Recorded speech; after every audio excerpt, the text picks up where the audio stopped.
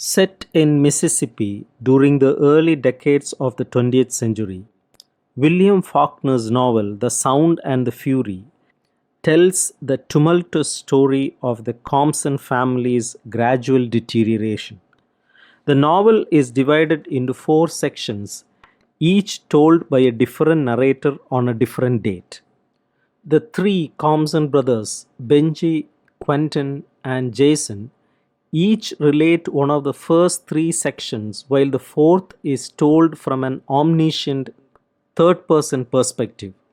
At the center of the novel is the brother's sister, Caddy Compson, who, as an adult, becomes a source of obsessive love for two of her brothers and inspires savage revenge in the third. The first section is narrated by Benji, a 33-year-old mentally handicapped man who is unable to speak and doesn't fully comprehend the world around him. His perceptions in the present are combined with memories of childhood and adolescence, and as a result, his narrative provides a disjointed and incomplete interpretation of events.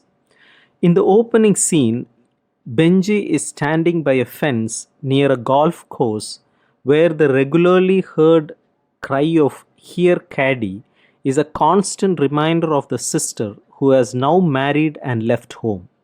He is accompanied by one of the family's servants, Luster, who is trying to find the quarter he lost so he can go to the traveling show playing in town that night.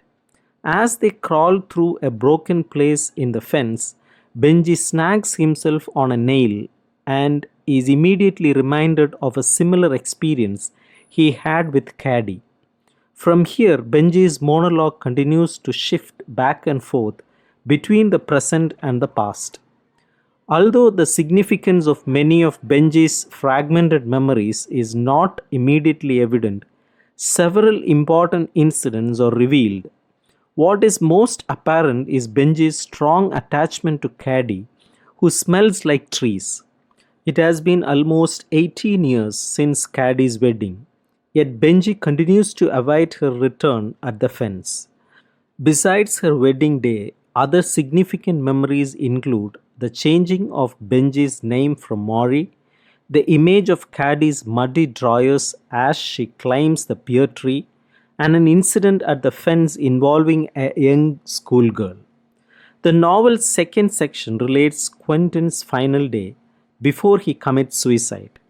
Quentin is a student at Harvard, but his obsessive thoughts about his sister's sexuality and marriage of convenience to Herbert Head far outweigh any academic aspirations.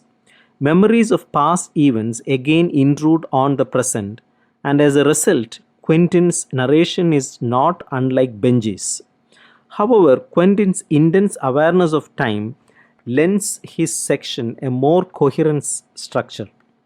He awakes to the sound of his watch, a gift from his father intended to help him forget now and then, twists off his hands, and instead of attending his morning classes, prepares for his death.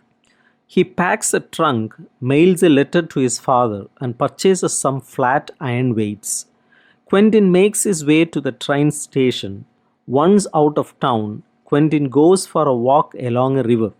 He recalls his attempt to prevent Caddy from marrying Herbert by proposing that they and Benji run away someplace where nobody knows them.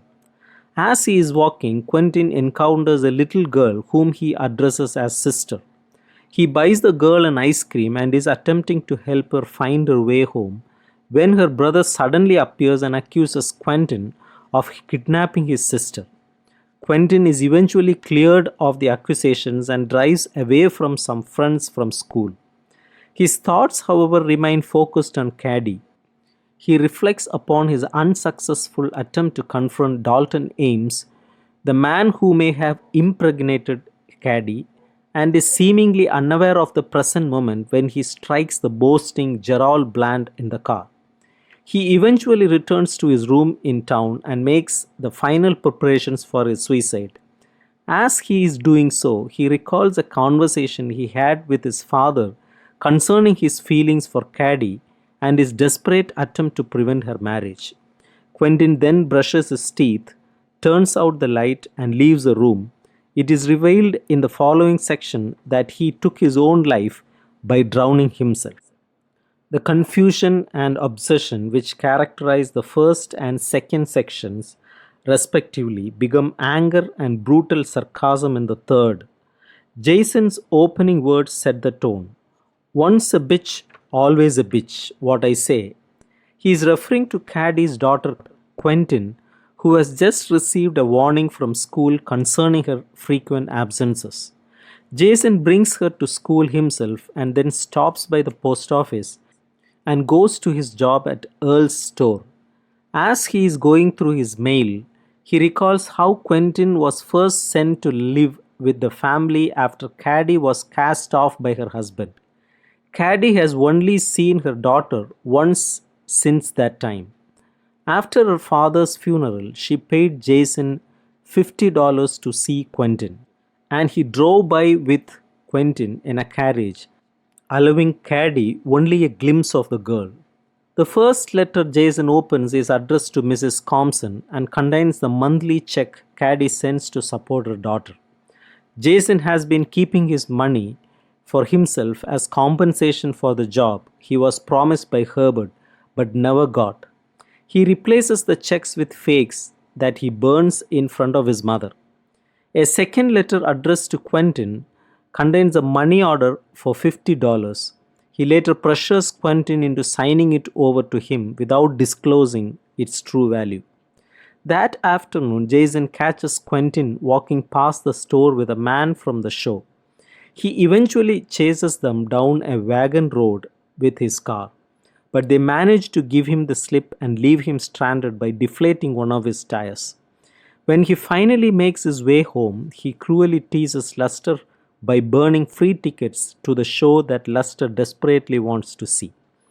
He refuses to sit down to dinner until Dilsey, another of the family's servants, gets the entire family to join him at the table. Quentin and Mrs. Compson come down to dinner, and Jason taunts his niece by making up a story about how earlier that day he lent his car to one of the showmen so that he could pursue his sister's husband, who was out riding with some town woman. He interrupts himself and tells his mother that he will continue the story later because he does not like to talk about such things before Quentin. It is now Easter Sunday, and as Dilsey is serving breakfast, Jason descends from his room and accuses Lester and Benji of breaking his bedroom window. It is only when Dilsey goes up to wake Quentin that Jason figures out what has happened. He rushes upstairs and finds Quentin's room empty and her bed undisturbed. He also discovers that the metal box he keeps hidden in his closet has been broken into. Jason calls the sheriff to report a robbery and leaves the house.